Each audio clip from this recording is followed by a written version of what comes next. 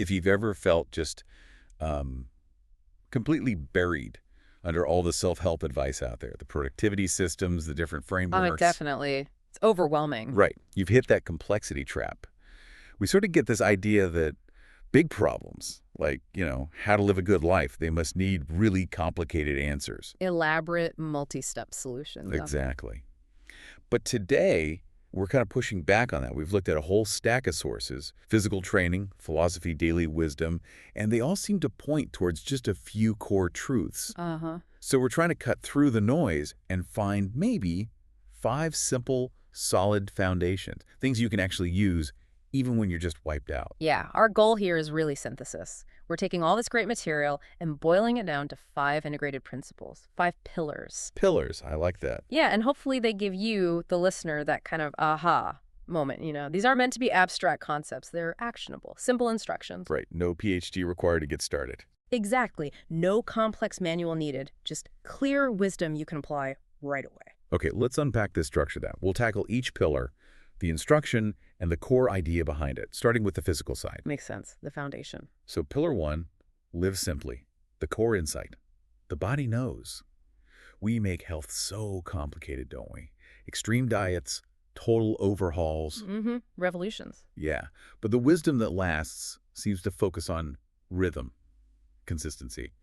And the sources, they keep coming back to basically 4 words: protein, vegetables, water, and lifting.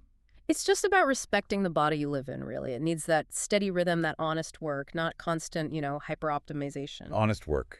I like that framing. Think about the coaches, the trainers whose athletes last for decades. They always return to the basics. Because they work. Because they just plain work. They never stop working. And there's that brilliant example from strength coach Dan John, the 3x3x3x3 routine.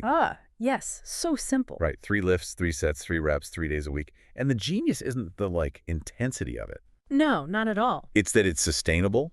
You can do it when you're tired. You can do it on the road. Yeah. You could probably keep doing it for 50 years. That's the key. Sustainability. That consistency, Yeah. it just wins out over short bursts of intensity every single time. And, if you build that physical consistency, it gives you the capacity for the next challenge, the mental one. Okay. So the discipline connects. Exactly.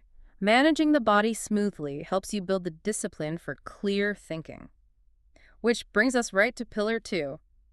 Think independently. Insight. The mind resists. It's interesting they say the mind resists. Why would thinking simply feel, threatening? Well, because real independent thought often means taking apart everything you thought you knew, everything you were told. Robert Greene puts it really well. He warns we're incredibly conventional animals. We just sort of inherit ideas about success, about right and wrong, about politics from our parents, school, culture. And we think they're our thoughts. We do.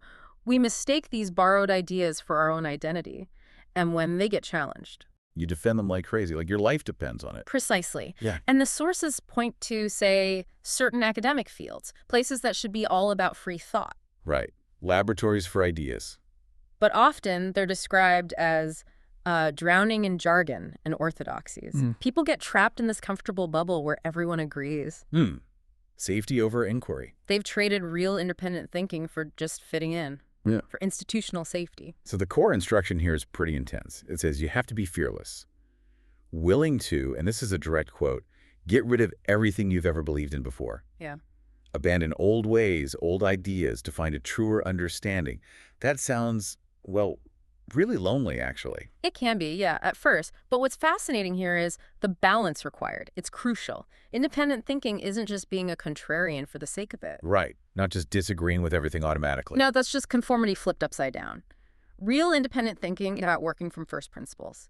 What can you actually see, test, reason through for yourself, regardless of who agrees or disagrees? Okay, that mental toughness, seeing reality clearly. Seems like you need to apply it really carefully in relationships. Absolutely. The sources bring up Cato the Elder, the super strict Roman guy. Unyielding self-discipline. The paragon of austerity, yeah. Even he had to, quote, relax a little the extraordinary austerity and self-discipline of his own way of life when it came to his son, Marcus. Because Marcus had different limits. He couldn't just impose his own harsh standard on his son. And that's the critical point here. Dealing with others, or even parts of yourself sometimes, you have to see the limits, respect them, Be an ally. Be an ally, not the challenge. Exactly. Be on their team, so to speak. That idea of being an ally, of teamwork, Mm-hmm. it flows right into the third pillar, doesn't it? Love generously, the insight, the heart expands, and the instruction is, well, it's pretty radical. Love lavishly, abundantly, without counting the cost. My first reaction is, isn't that just asking to get burned out or taken advantage of? That's the immediate logical question, right? And it points to how deeply integrated this wisdom is. We're often taught the opposite: hoard your affection, guard your heart, treat love like it's scarce. Like there's only so much to go around. Yeah. But the sources insist love is more like a muscle. The more you use it, the stronger it gets. It actually expands your capacity for connection.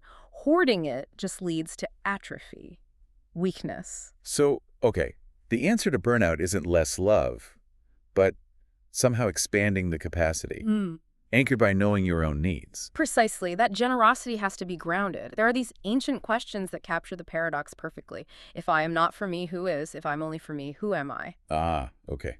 Self-advocacy first. You have to stand up for yourself, make sure you're solid. Then your expansion into we are family, Somos Familia idea, can actually be generous and sustainable, not self-destructive. That foundation of self, that security, it seems necessary for the next pillar. Get back up. Always. The insight, the spirit endures. Yes, resilience. But it's framed differently here. Not just, toxic positivity or pretending things don't hurt. No, not at all. It's about seeing failure, setbacks as information, pure data. Muhammad Ali had such a great way of putting it. He said, ain't nothing wrong with going down.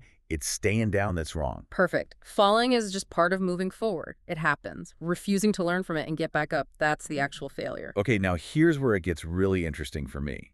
Ali also had that incredible analogy about what really drains us. Ah, the pebble. Yes. It isn't the mountains ahead to climb that wear you down, it's the pebble in your shoe. That is such a powerful piece of wisdom. Just phenomenal. If we fixate on the big, scary mountains, the huge project, the major life goal, the sudden crisis. All our fear goes there. Right. But what actually grinds us down day after day, it's the small stuff. The minor chronic annoyances. The pebble. The pebble. That tiny inconsistency in your sleep schedule, the argument you keep avoiding, the messy desk, these little frictions. Take the pebble out and suddenly you've got energy for the mountain. So practically speaking, it means focusing on what you can actually do right now, what leverage you have. Exactly. Like Ernest Hemingway advised, now is no time to think of what you do not have. Think of what you can do with what there is. You can't change the past. Can't unscramble the eggs, as they say. Nope. Your only real power is in the next choice you make, using the resources you have right now. It's all about forward motion. That forward, intentional focus. It feels like it leads straight into the final pillar. Number 5, create beauty wherever you stand. The insight. The world transforms. And the sources hint this might be the most sort of all-encompassing instruction. A lot of people are searching for a beautiful place, thinking beauty is out there, a destination. Like finding the perfect spot. Yeah, but the wisdom flips it. Beauty isn't a place you find. It's a quality you cultivate. You make the place beautiful right where you are. And that starts inside. It has to. The material is really clear on this. If you permit your thoughts to dwell on evil, you yourself will become ugly. Look for the good in everything in order to absorb the quality of beauty. Wow. You become what you practice thinking about. Exactly. If you're constantly scanning for flaws, you make your inner and outer world ugly. If you practice creating good, seeking beauty, you start to embody it. And that affects how we show up, how we use our strength. Totally. Real strength, the kind that's integrated with this idea of beauty, it can afford to be gentle. It doesn't need to be harsh. Like that line, an ounce of touch beats a ton of brawn. Precisely. Or in how we communicate. Raise your words, not your voice. That's creating beauty in interaction. That gentle strength, that intentional approach.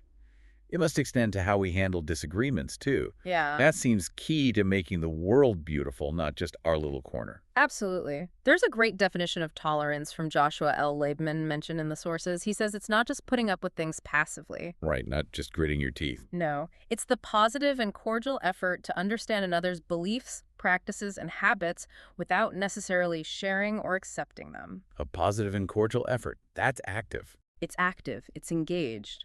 Tolerance isn't apathy. It's making a genuine effort to understand, even if you hold different beliefs yourself. That effort itself, trying to bridge the gap instead of digging a trench, That's a way to create beauty right in the middle of friction. A profound way, yes. So what does this all mean? We've got these 5 pillars: live simply, think independently, love generously, get back up, always create beauty. Are they like a checklist? Step 1, step 2. No, not really a linear checklist. Think of them more like facets of a diamond. They're all part of the same integrated wisdom, the architecture, as you called it earlier, of a robust life. Okay. Facets. And if you look closely, they feed into each other about. If you live simply, keep your body functional, you have more energy for clearer, independent thought. Makes sense. If you think independently, you stop needing validation from others all the time, which frees you up to love more generously without conditions. And that generous love, that connection, makes getting back up resilience easier because you know you're not truly alone. It all connects. It really does circle back. Clarity of purpose, knowing your why, makes the how easier. That's what Jim Rohn said, right? When the why gets stronger, the how gets easier. Exactly. So this architecture, these pillars, they need to be simple enough that you can remember them when you're tired, when things are tough. But also strong enough, robust enough to actually hold up under pressure. Yeah. To weather the storms. Yeah. Okay. And if we connect this to the bigger picture, the real tragedy is how often people only grasp the true value of these simple things: health, clear thought, love, when they're gone. Benjamin Franklin's warning. That's stark warning, yeah. When the well's dry, we know the worth of water. It's severe, but important. Don't wait for the well to run dry. Don't wait until your health fails to appreciate simple physical care, or you lose your freedom of thought to value independence, or your relationships crumble to see the power of generous love. Value them now. Build them now. It comes back to the idea that the most important things are often the simplest, the foundation under everything else. Maybe it really is as simple as live, laugh, love, but understood in this deeper, more architectural way. That's a good way to put it. Mae West had that great line, "You only live once, but if you do it right, once is enough." Doing it right seems to involve getting these foundations solid. And what really stood out today, I think, wasn't some grand heroic act. It was the small stuff. The idea that getting back up, moving forward, isn't traumatic. It's often just about removing that pebble from your shoe. Eliminating the friction. Yes, so you can actually start the climb. So maybe that's the thought to leave everyone with today. We talked about those minor daily irritations, the pebbles that drain your strength. What specific pebble, what small chronic point of friction or discomfort in your life have you just been kind of enduring, putting up with? Good question. What's that one little thing that, if you actually dealt with it, removed it today, would free up your energy so you could finally focus your full, independent, generous strength on the real mountains ahead?